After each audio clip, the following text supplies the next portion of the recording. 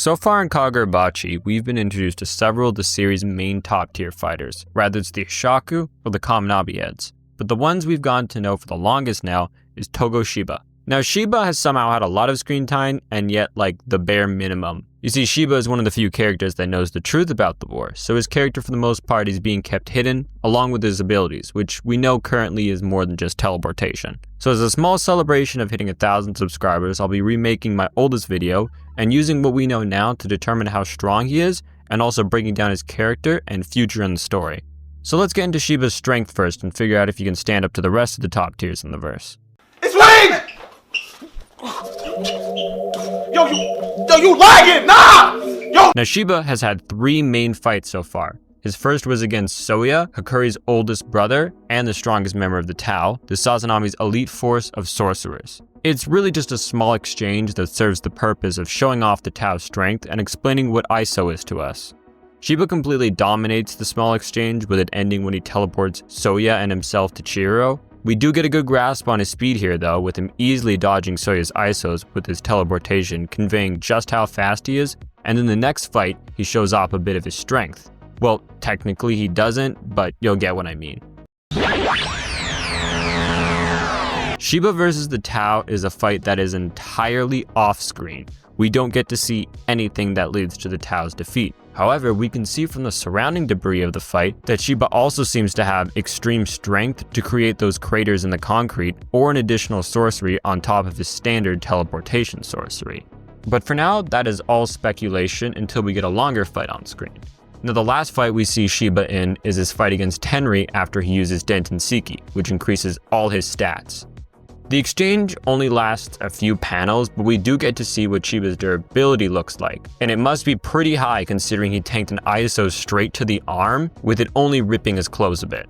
Trying! Can't think of anything! What's the first thing that comes to your mind? Just shout it out! Hey guys, sorry I'm late. I just finished volunteering at the local orphanage and lost track of. Shiba could still stand on his own as a good fighter, but labeling him a top tier doesn't feel right. However, what he lacks in feats, he makes up for in statements from other characters and his past.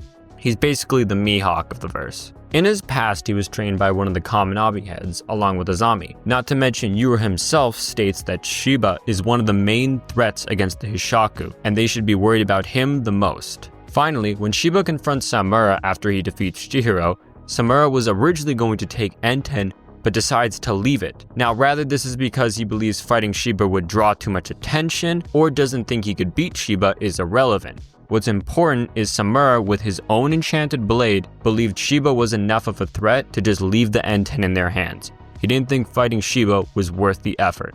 So, someone who has mastered an enchanted blade still considers Shiba a threat. This scene alone is enough to give Shiba's top tier title some actual weight to it. But where does he place with said top tiers? Since he's most likely in his prime, I'd place him above the current Kaminabi heads, but below the sword bearers, and probably also Yura himself. I think he would give them a good fight, but for now I don't think he's got it in him to actually beat someone like Samura. You just want somebody. I just want somebody to jiggle my balls. What's up, you fucking tomato cucumber eating mother? Now as for what role Shiba will play in the story, with him being one of Kunishigi's best friends and Chihiro's pseudo-uncle, I honestly think he'll be the one to reveal the full story of what happened with the Sword Saint, although it will probably put his friend in the best light possible. Still, it will give us a better understanding as why someone as comedically evil as the Sword Saint was given the most dangerous enchanted blade. He's also probably got a few more big fights coming up. It feels like there's been a lot of setup to be the first person to really push Yura and maybe help us learn more about him. It also felt like he might be the one to end Samura's guilt trip as well, since just like him, he feels great guilt for what happened in the past. Both him and Samura are tied to this generation and the last, so it would be a great way to join the two characters together, with Shiba being an example of how to move on from your mistakes, and Samura showing what happens if you never forgive yourself, and let the guilt consume you fully.